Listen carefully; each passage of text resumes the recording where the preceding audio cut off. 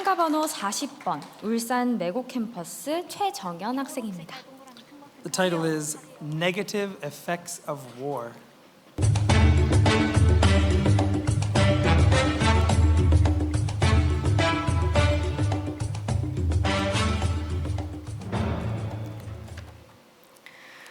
Hello everyone, this is Jungyeon. Today, I'm going to talk about the negative effects of war. Hope you enjoy it. Throughout human history, wars have existed even now. There have been numerous wars before, and still, there are currently ongoing wars between countries and tribes with minor conflicts around the world.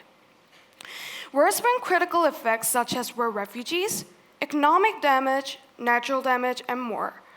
Although these damages are a fatal blow and take lots of cost and time for restoration, it is possible to restore them. But damages to human life are impossible to restore. During a war, millions of people get killed. For example, around 21 million people were wounded and 20 million deaths came out from World War I. It is also estimated that 40 million to 50 million people died during World War II.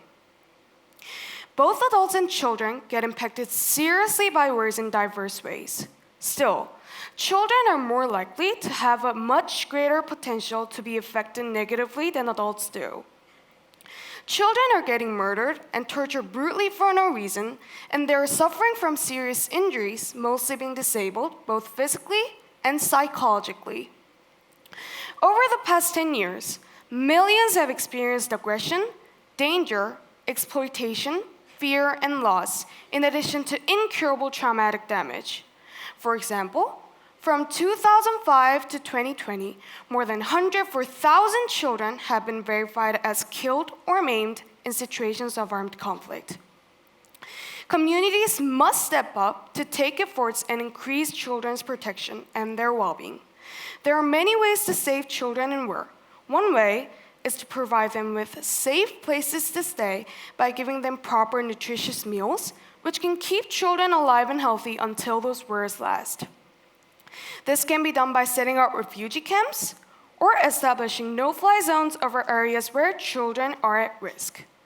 Another way to save them is to provide them with medical care and supplies by setting up field hospitals or distributing first aid kits to families in need. Raising global awareness is also important. This can be done by organizing media campaigns or holding conferences with the experts on the subject. These efforts help mobilize funds to help children in critical situations in war zones. Finally, we should consolidate all of our possible resources for recovery even after the war is over, because both the children at risk and the communities they live in need long-term and persistent supporting care. Thank you for listening.